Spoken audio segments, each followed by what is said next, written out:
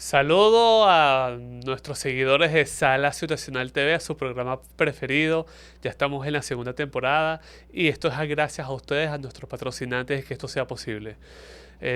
Antes de comenzar y presentarles quién es nuestra invitada, el día de hoy me gustaría eh, decirles a ustedes la importancia que es para nosotros nuestro programa de que nos sigan, le den gustar a este video, se suscriban a este programa, pero lo que siempre les pido a ustedes, que comenten. Este es un programa que auspicia, que alienta y le da muchísima importancia al debate, y por eso le pedimos a ustedes a que hagan lo mismo. En la caja de los comentarios nos debata, nos pregunta algún tipo de opinión, de perspectiva de lo que hemos hablado y lo que vamos a hablar ahora en este importantísimo capítulo. Con nosotros está la embajadora Zoet Karam. Ella es embajadora de carrera, ha sido diplomática en varios países de Medio Oriente, entre ellos el Líbano y Siria. De igual manera ha estado en otros países en Europa, en el norte de África. Importantísima carrera diplomática en Venezuela, tanto interno, en el servicio interno como en el servicio exterior. De igual manera ella es especialista, aunque no le gusta que le llamemos de ese nombre, pero es una especialista en materia de política internacional, geopolítica, pero su especialidad de esta analista es el Medio Oriente. Embajadora Zoet Karam, bienvenida nuevamente a este programa de Sala Situacional TV. Muchísimas gracias, Jorge, y mil gracias por esta invitación. A usted por estar aquí con nosotros. Vamos a hacer un repaso general de lo que está ocurriendo en esta región muy convulsa como lo es Medio Oriente. Hemos visto que en esta región de Asia convergen varios conflictos. Hay una situación política delicada en Irán después de ese conflicto que tuvo contra Israel. De igual manera ocurre lo mismo dentro del territorio israelí con el tema político. Hay conflictos activos como es el caso yemenita, que a pesar de todo no se ha detenido. Lo mismo ocurre en la franja de Gaza. Recientemente hemos visto como las pretensiones que tiene Israel de ya invadir este territorio palestino. Ocurre lo mismo con otros puntos como el caso de Irak, que a pesar de que está dormido, ese conflicto se mantiene latente en nuestra región. Pero hay un país, embajadora, que lo han omitido muchísimos especialistas y centros de opinión, como es el caso sirio, que es un conflicto que, a pesar de que ya Bashar al-Assad no forma parte como actor activo en esta guerra, es un conflicto que se mantiene activo. Embajadora, ¿cómo usted ve generalmente el panorama en Medio Oriente? Bueno, realmente, Jorge, los conflictos que se desarrollan actualmente en el mundo en general y en Medio Oriente en particular no representan para mí nuevas crisis, sino una conmoción histórica. Esa, esa no solo a nivel global, sino también a nivel regional. Cierto, cierto.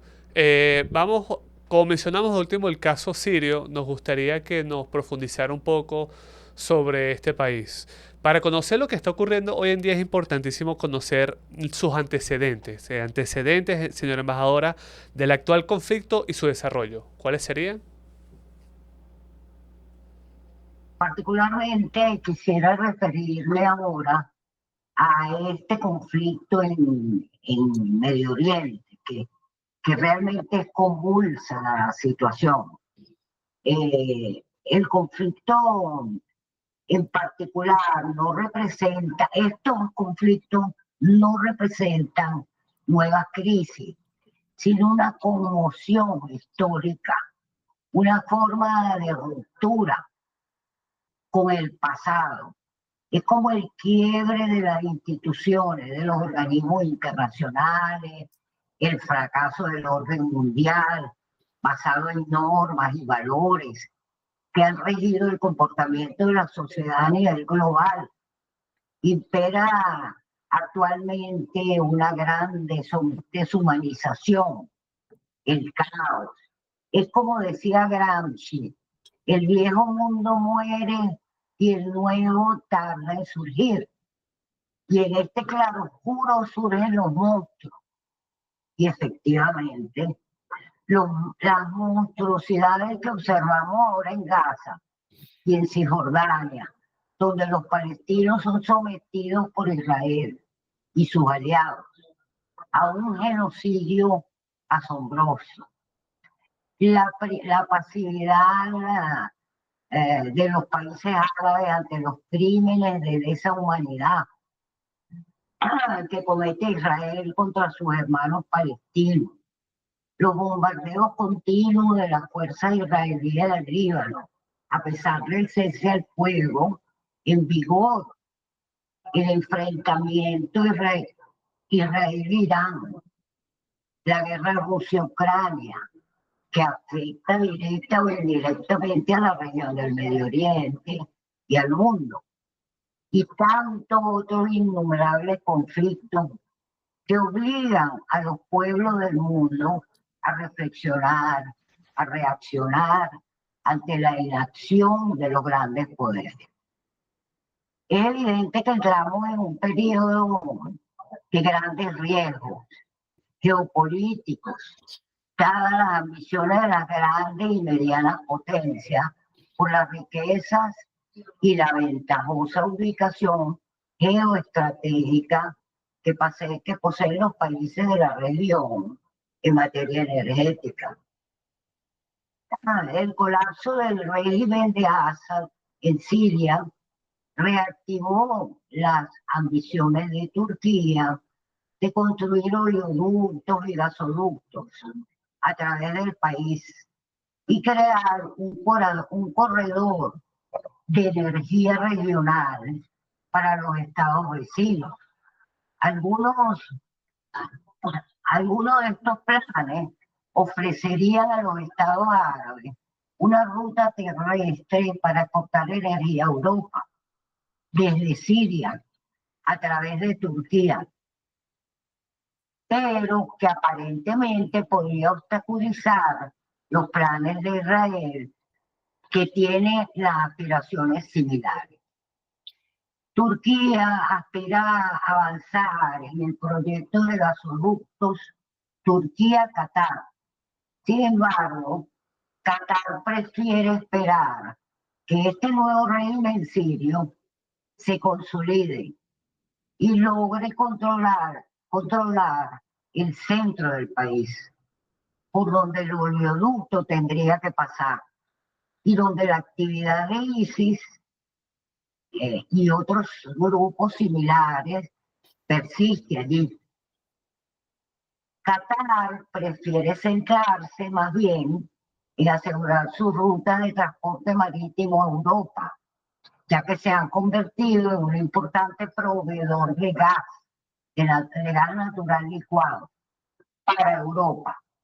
Tras la guerra de Ucrania, mientras que Qatar también invierte en proyectos potenciales de producción de gas en el Mediterráneo Oriental, lo que le dará un acceso más cercano a Europa y le proporcionará cierta influencia en la actual disputa marítima Turquía-Chipre. Los Emiratos también están involucrados y no desea depender ni de Qatar ni de Turquía como socio de tránsito. Sus ganancias se incrementan mientras continúe esa guerra en Gaza y el estatus de Israel como zona de estabilidad regional se sigue erosionando, porque él se aventaja de eso.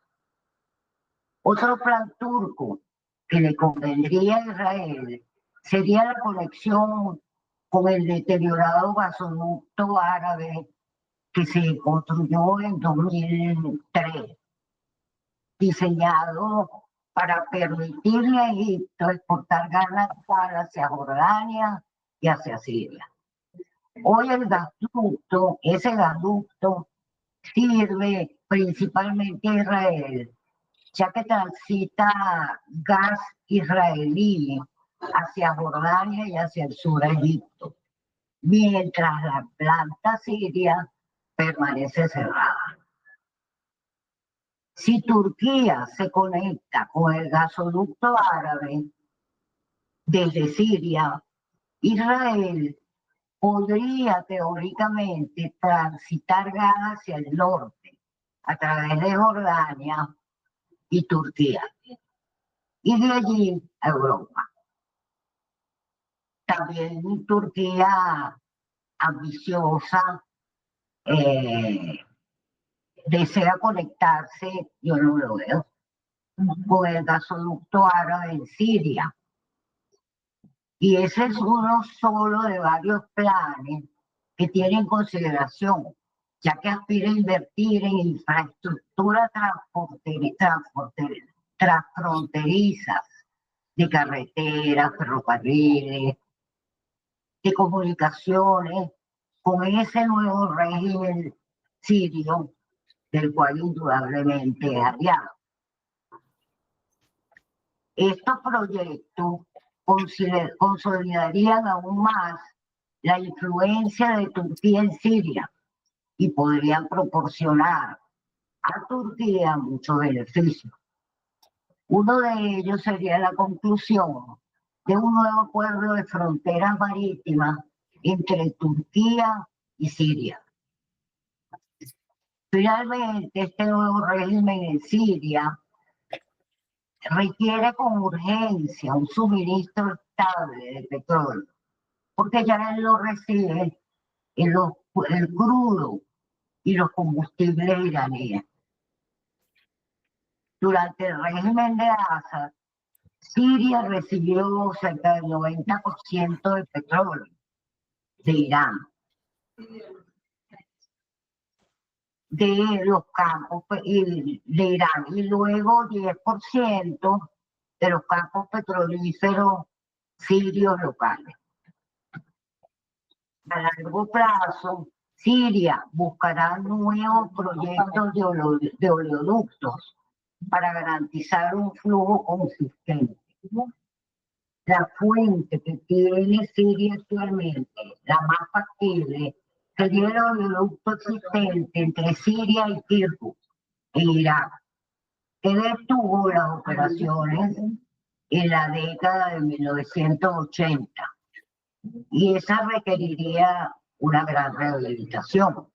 Sin embargo, esos campos petroleros están ahora bajo el control del gobierno regional kurdo en el norte de Irak, lo que le podría generar el rechazo de Turquía a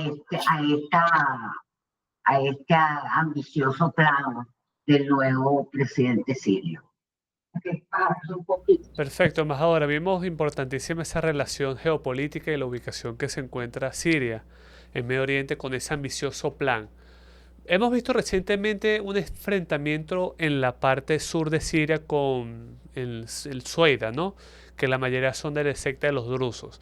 Me gustaría primero preguntarle si hay una relación con lo que ha pasado en Sueida, con ese ambicioso plan, y qué pasó verdaderamente en Sueida con los drusos frente a sus agresores. Bueno, sí, en realidad, eh, para poder conversar un poco sobre este tema, tendríamos que hacer como debemos ubicarnos en el contexto.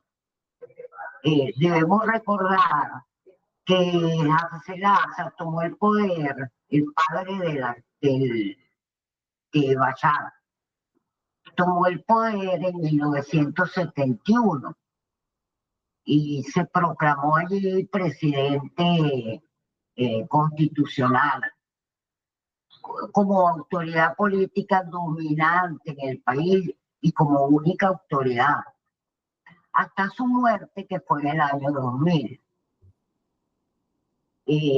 Su periodo de gobierno fue muy contradictorio y muy atacado, porque él mezcló favoritismo, sectarismo, corrupción, y había muchas desigualdades. La represión era enorme y se impulsó en el marco de Siria, del territorio sirio, la progresión del movimiento islámico de los hermanos musulmanes, que se fueron multiplicando a nivel nacional hasta que lograron iniciar ataques contra las instituciones.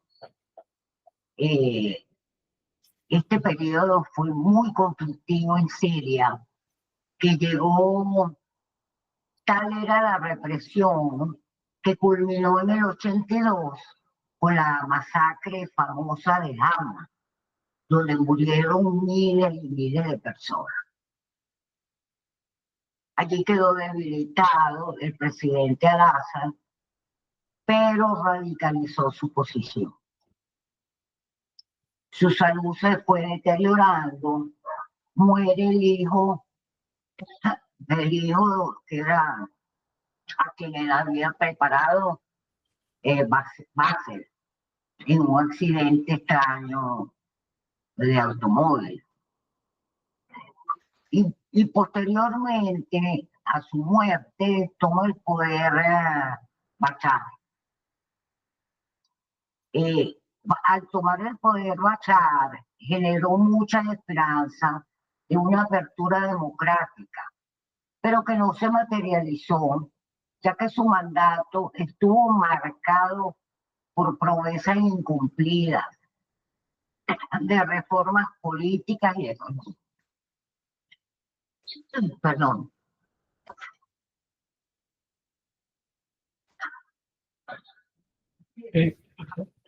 Existía en esa época un férreo autoritarismo político, pero debemos reconocer que había libertades sociales, económicas, religiosas, siempre y cuando nadie interfiriera en los asuntos políticos y no representara una amenaza a la seguridad del Estado.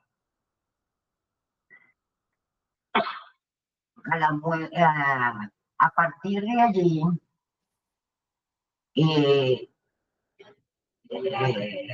el Bashar comienza a transformar el panorama sirio con una gran represión. En 2011 comienza la gran primavera árabe en Siria, luego de haberse efectuado pues en las protestas en Túnez y otros países árabes como Egipto. Pero cuando comienzan las protestas de la primavera en Siria, Al-Assad respondió con una brutal represión que desencadenó una guerra civil. Estados Unidos, la Unión Europea y la mayoría de la Liga Árabe exigieron la dimisión de Assad. La guerra civil causó la muerte de miles de sirios, perpetró numerosos crímenes de guerra durante el curso de la guerra civil siria. Y su ejército llevó a cabo varios ataques con armas, se dice que fue con armas químicas.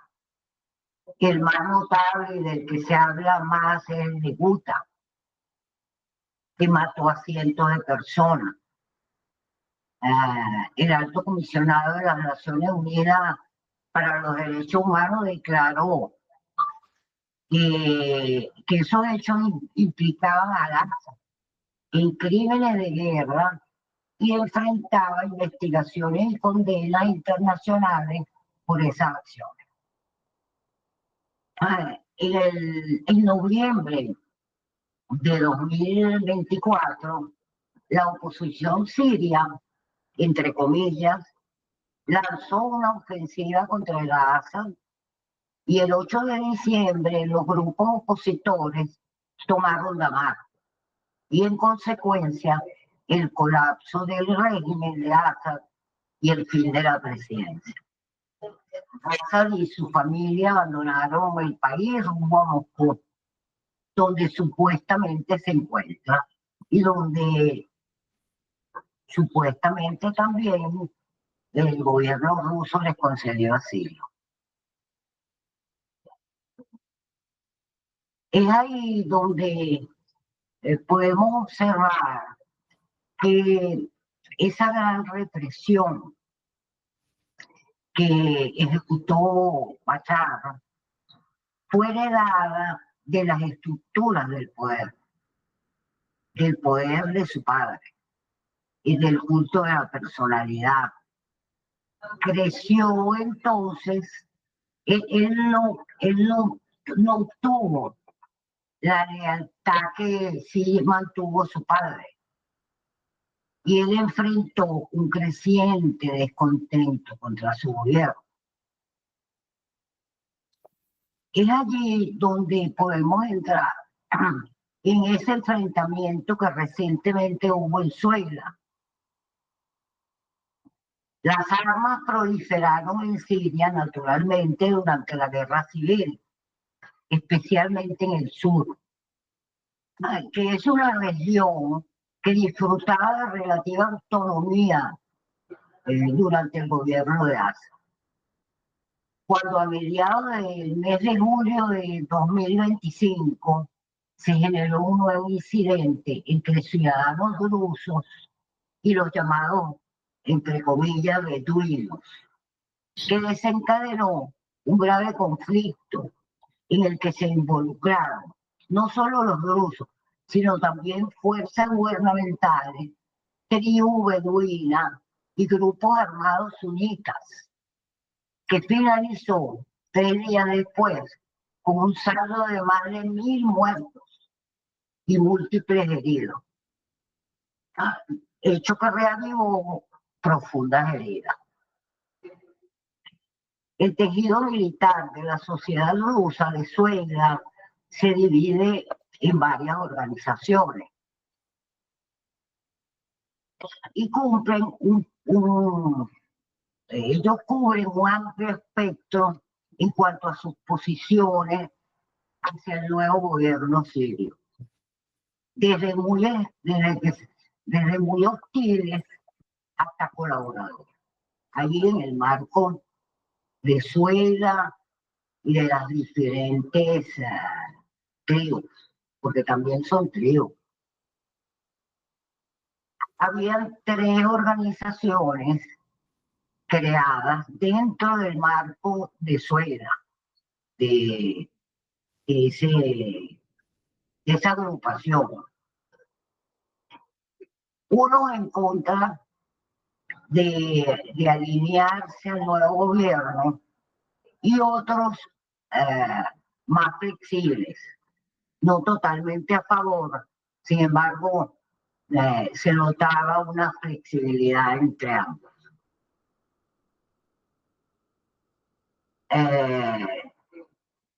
Quisiéramos hablar un poco de los beduinos, porque esas tribus beduinas sunitas de Suecia, ellos también convivían allí mismo en Suecia, pero militarmente eran muy desorganizadas. Tenían una relación muy conflictiva con los rusos y una relación muy ambigua con el gobierno. Carecían en realidad de un liderazgo real, y estaban distribuidos en zonas rurales. Ellos estaban en Dara y estaban allí mismo en la zona de Suecia. No se ha logrado establecer nunca un censo preciso desde el inicio de la guerra del 2011 de los beduinos, pero se estima que existen entre 6 y 7 tribus beduinas diferentes en el sur de Siria.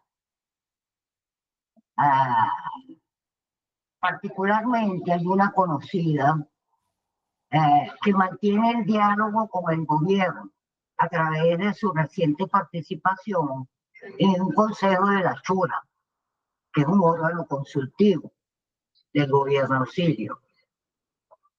Y él dice, y él alega que él es la voz de los beduinos del sur. Hay 14 tribus árabes sunitas, que son las más grandes de Siria.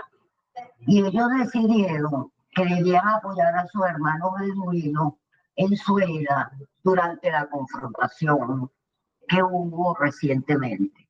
Hubo varias confrontaciones, pero fueron graves.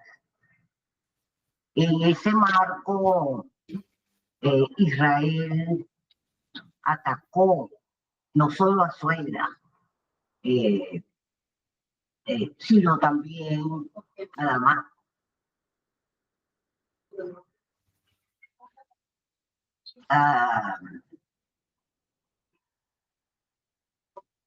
Se dice que hubo más de 50.000 combatientes en ese enfrentamiento, combatientes supuestamente beduinos. Estas tribus representan clanes tradicionales sunitas y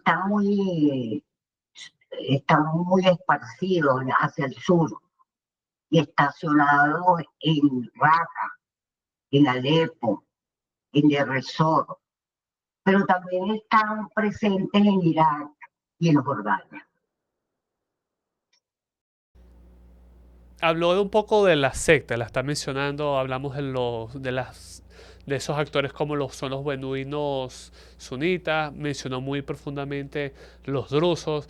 En las pantallas tenemos un mapa sobre las sectas religiosas en Siria. ¿Cómo lo podemos abordar este tema, embajadora? ¿Hay una relación entre las sectas y el conflicto? Sí, claro. Existen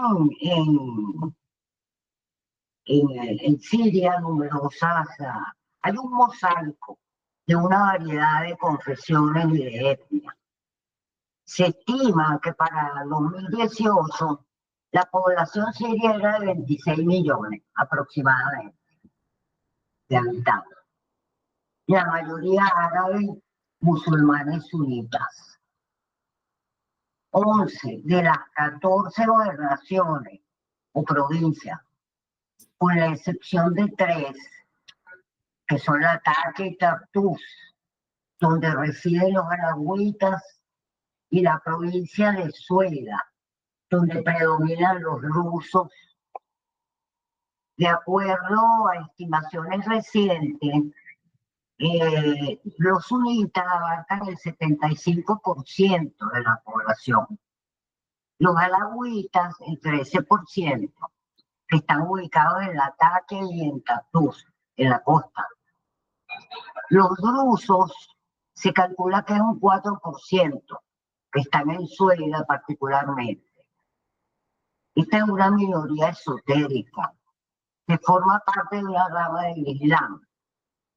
Esa también está ubicada en Líbano, en Israel y en Jordania. Los kurdos, que también están presentes en el Kurdistán sirio, son aproximadamente 16%. Los chiitas, el 5%. Los chiitas no practican el Islam sunita. Están también los turcomanos, de una población de 4 y algo %. Ellos son de habla turca, son musulmanes sunitas, viven en los centros urbanos y rurales, particularmente en Alepo, en Homs, en Hama, en Latakia, en Junica. Los cristianos en 2011 representaban entre el 5 y el 6% de la población. La población cristiana en realidad su mayoría es ortodoxa griega, de Antioquía. Aparentemente para el 2022 se calcula que había un 2% de la población siria, que fueron extendiéndose hacia otros países por la guerra misma de Siria. También están los duodecimanos, que constituyen la secta islámica más pequeña de Siria, que abarca un 0,5% de la población. Ellos viven en Damasco y en Alepo. Los chiitas Jafari se encuentran también principalmente en la gobernación de Tartus y en Calus. También en Damasco, donde viven en lugares muy, muy cercanos a donde hacen las peregrinaciones chiitas. Perfecto, embajadora. Si ha habido una persona que ha acertado de lo que ha ocurrido en Medio Oriente y sus conflictos, sobre todo sobre el caso sirio, ha sido usted. Creo que sería una irresponsabilidad de mi parte no preguntarle sobre sus pronósticos en torno a la crisis siria. ¿Cuáles serían? Mi pronóstico. Oye, en realidad no es nada fácil, de verdad, hablar de pronósticos, ¿sabes? Porque es tan volátil la situación. Luego de estos últimos años tan oscuros, tan turbulentos, y considero que es improbable que la volatilidad en Oriente Medio disminuya, ya que Israel y Estados Unidos no desistirán de realizar un ataque a Irán. Israel está determinado a ocupar la franja de Gaza. Precisamente hoy había noticias sobre las declaraciones del gabinete. Hoy, o ahora mismo, fue aprobado por el gabinete israelí la toma de Gaza. Y el desplazamiento de la población. Esa decisión parece que va a ser sometida el domingo al gabinete del gobierno. Bueno, como te decía, esa volatilidad en Oriente Medio no disminuirá, no se prevé. Israel está determinado a ocupar esa franja y a expulsar a los palestinos que sobrevivan a ese genocidio que se realiza actualmente y que todos estamos observando. Igualmente ocupará por la fuerza a Cisjordania y despojará a los palestinos de su estado, por el cual han sufrido humillaciones y sacrificios durante décadas y décadas. Las consecuencias yo las vislumbro muy dolorosas y catastróficas.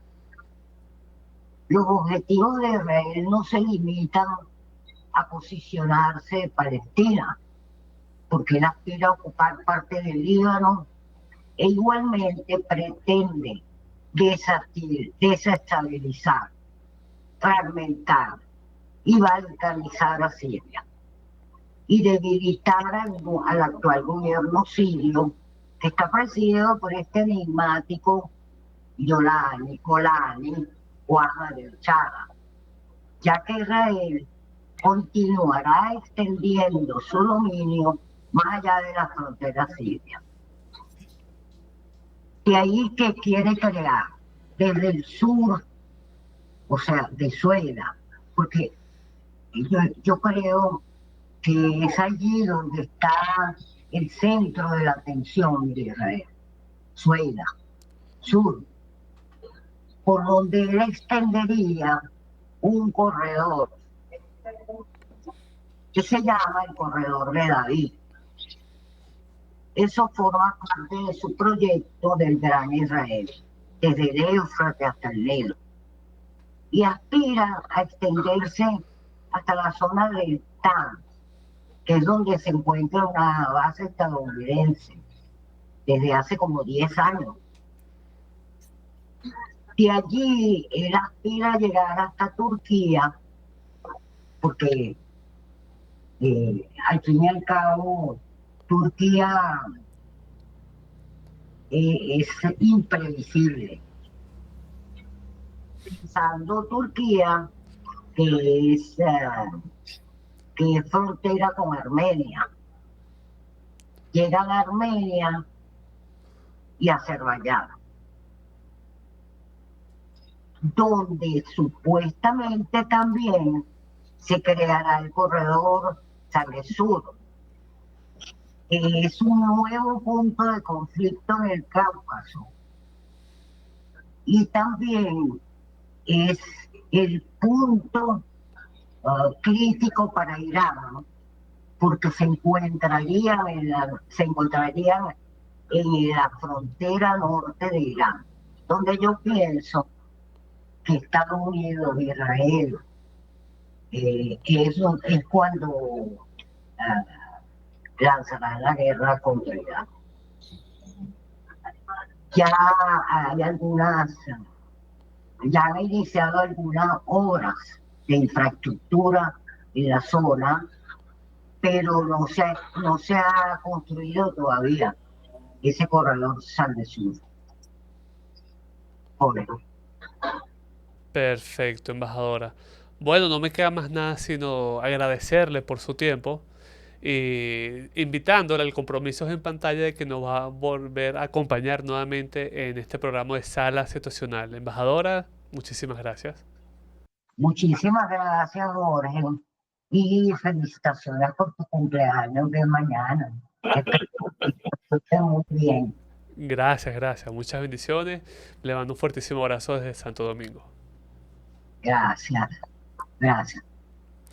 Y ustedes, amigos de Sala Situacional, les agradezco el tiempo que le han invertido a esta importantísima explicación y exposición de la embajadora Zoed Karam sobre qué está pasando en Medio Oriente y sobre todo en Siria. No me queda más nada sino despedirme e invitarlos a ustedes a que nos sigan en nuestra página y cuenta de Instagram, YouTube y de otras redes sociales, y les invitamos a que se unan al debate de su programa Sala Situacional TV. Soy Jorge Sadecare, hasta entonces.